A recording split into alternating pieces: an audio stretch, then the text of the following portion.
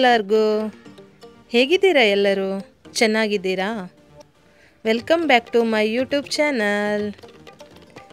ಇವತ್ತು ನಾನು ಒಂದು ಜಬರ್ದಸ್ತಾಗಿರೋ ರೆಸಿಪಿನ ನಿಮ್ಮ ಜೊತೆ ಶೇರ್ ಮಾಡಬೇಕಂತೇಳಿ ಅಂದ್ಕೊಂಡಿದ್ದೀನಿ. ಇವಾಗ ಈ ವಿಡಿಯೋ ನೋಡೋವಾಗಲೇ ನಿಮಗೆ ಏನು ಅಂತೇಳಿ ಅಂದಾಜು ಆಗಿರ್ಬೋದು. ಓಕೆ ಗೊತ್ತಾಯಿತು ಎಲ್ಲರಿಗೂ.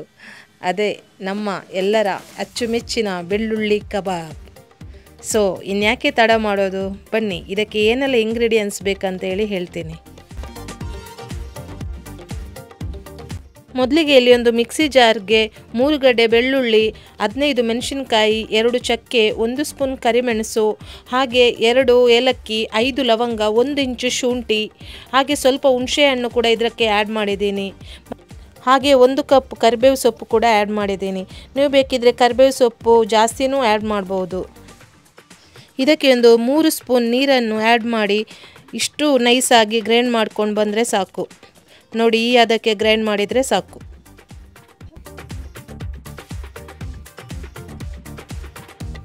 ಇವಾಗ ಈ ರುಬ್ಕೊಂಡಿರುವ ಈ ಮಸಾಲೆಗೆ ಒಂದು ಸ್ವಲ್ಪ ಕಸೂರಿ ಮೇಥಿ, ಹಾಗೆ 2 ಸ್ಪೂನ್ ಜೋಳದ ಹಿಟ್ಟು, 1 ಸ್ಪೂನು ಮೈದಾ ಹಿಟ್ಟು, 1 ಸ್ಪೂನ್ ಅಕ್ಕಿ ಹಿಟ್ಟು, 1 ಸ್ಪೂನ್ ಕಡಲೆ ಹಿಟ್ಟನ್ನು ಹಾಕಬೇಕು. ಅದರ ಜೊತೆ 1 ಮೊಟ್ಟೆ ಕೂಡ ಇದಕ್ಕೆ ಆ್ಯಡ್ ಮಾಡಬೇಕು. ಇವಾಗ ಇದಕ್ಕೆ 1 ಸ್ಪೂನು ಅಡುಗೆ ಎಣ್ಣೆನ ಇದಕ್ಕೆ ಹಾಕಬೇಕು. ಆಮೇಲೆ ಒಂದು ಅರ್ಧ ಕಪ್ ಮೊಸರು, ನಂತರ ಒಂದು ಸ್ಪೂನ್ ಉಪ್ಪು ಸಾಕು. ಆಮೇಲೆ ಕೊನೆಯದಾಗಿ ಒಂದು ಸ್ವಲ್ಪ ಅರಿಶಿಣವನ್ನು ಹಾಕಿ ಚೆನ್ನಾಗಿ ಮಿಕ್ಸ್ ಮಾಡಬೇಕು. ನೋಡಿ, ಈ ಅದಕ್ಕೆ ಮಿಕ್ಸ್ ಮಾಡಿದರೆ ಸಾಕು.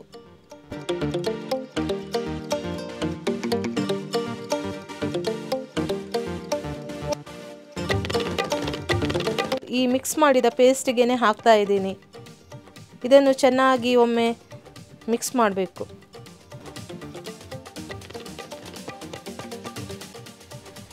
ಇದು ಚೆನ್ನಾಗಿ ಮಿಕ್ಸ್ ಮಾಡಿದ ಮೇಲೆ ಅದರ ಮೇಲೆ ರಿಟರ್ನ್ ಒಂದು 2 ಸ್ಪೂನ್ ಜೋಳದ ಹಿಟ್ಟನ್ನು ಹಾಕಿ ಇದನ್ನೊಂದು 40 ನಿಮಿಷ ಬೇಕಿದ್ರೂ ಇಡ್ಬೋದು. ನಾನಂತೂ ಇಲ್ಲಿ 1.5 ಗಂಟೆ ಇಲ್ಲಿ ಮ್ಯಾರಿನೇಟ್ ಮಾಡಿ ಇಡ್ತಾ ಇದ್ದೀನಿ.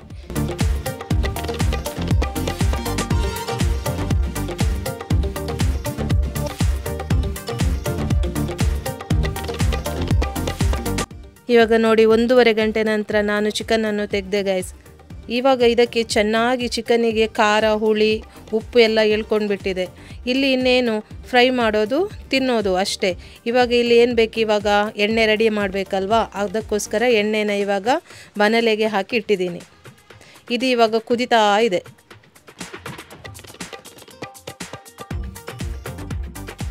ಬಿಸಿ ಮಾಡಲಿಕ್ಕೆ ಇಟ್ಟ ಎಣ್ಣೆ ಚೆನ್ನಾಗಿ ಕುದಿತಾ ಇದೆ ನೋಡಿ. ಇವಾಗ ನಾನು ಈ ಚಿಕನನ್ನು ಆ್ಯಡ್ ಮಾಡ್ತಾ ಇದ್ದೀನಿ. ನೋಡಿ, ಚಿಕನ್ ಚೆನ್ನಾಗಿ ಬೇಯ್ತಾ ಇದೆ. ಈ ಥರ ಕುದಿ ಬರಬೇಕು ಎಣ್ಣೆ. 2 ನಿಮಿಷ ಹಾಗೇನೆ ಇದರಲ್ಲಿ ಡೀಪ್ ಫ್ರೈ ಮಾಡಿ ಆಮೇಲೆ ಇದನ್ನು ಚೆನ್ನಾಗಿ ಆ ಕಡೆ ಈ ಕಡೆ ಮಾಡಬೇಕು ಗೈಸ್. ನೋಡಿ, ನಮ್ಮ ಕಬಾಬು, ಬೆಳ್ಳುಳ್ಳಿ ಕಬಾಬು ಚಟಾಪಟ ಚಿಟಾಪಟ. ನೋಡಿ, ರಸ್ಕ್ ಬಂದಾಗೆ ಬಂದಿದೆ. ಹೆಂಗೆ ಬಂದಿದೆ ನೋಡಿ ಬೆಳ್ಳುಳ್ಳಿ ಕಬಾಬ್. ಇದನ್ನು ನೋಡಿದಾಗ ನೀವೆಲ್ಲ ಒನ್ ಮೋರ್ ಅನ್ನಬೇಕು. ಅಷ್ಟು ರುಚಿಯಾಗಿದೆ, ಅಷ್ಟು ಖಾರವಾಗಿದೆ, ಅಷ್ಟು ಟೇಸ್ಟಿ ಕೂಡ ಆಗಿದೆ. ಸೊ ಇನ್ಯಾಕೆ ತಡ ಮಾಡ್ತೀರಾ, ನೀವೂ ಮನೆಯಲ್ಲಿ ಬೆಳ್ಳುಳ್ಳಿ ಕಬಾಬ್ ಮಾಡಿ ರುಚಿ ಹೇಗಿತ್ತು ಅಂತೇಳಿ ನನ್ನ ಚಾನಲ್ಗೆ ಬಂದು ಕಮೆಂಟ್ ಬಾಕ್ಸಲ್ಲಿ ಕಮೆಂಟ್ ಮಾಡಿ ಗೈಸ್. Please comment ಮಾಡ್ತೀರಲ್ವಾ?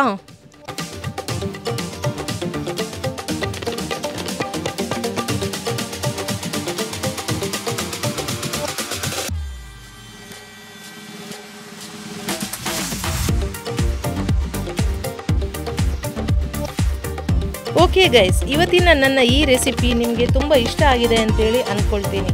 ಇಷ್ಟ ಆಗಿದ್ರೆ ಏನು ಮಾಡಬೇಕು, ನನ್ನ ವಿಡಿಯೋನ ಆದಷ್ಟು ಲೈಕ್ ಮಾಡಿ, ಹಾಗೆ ಆದಷ್ಟು ಶೇರ್ ಮಾಡಿ. ಹಾಗೆ ನನ್ನ ಚಾನಲನ್ನು ಇನ್ಯಾರು ಸಬ್ಸ್ಕ್ರೈಬ್ ಮಾಡಲಿಲ್ಲ, ಎಲ್ಲ ಸಬ್ಸ್ಕ್ರೈಬ್ ಮಾಡಿ ಗೈಸ್. ಹಾಗೆ ನೆಕ್ಸ್ಟ್ ವ್ಲಾಗಲ್ಲಿ ಇನ್ನೊಂದು ಹೊಸ ರೆಸಿಪಿನ ನಿಮ್ಮ ಜೊತೆ ಶೇರ್ ಮಾಡ್ತೀನಿ.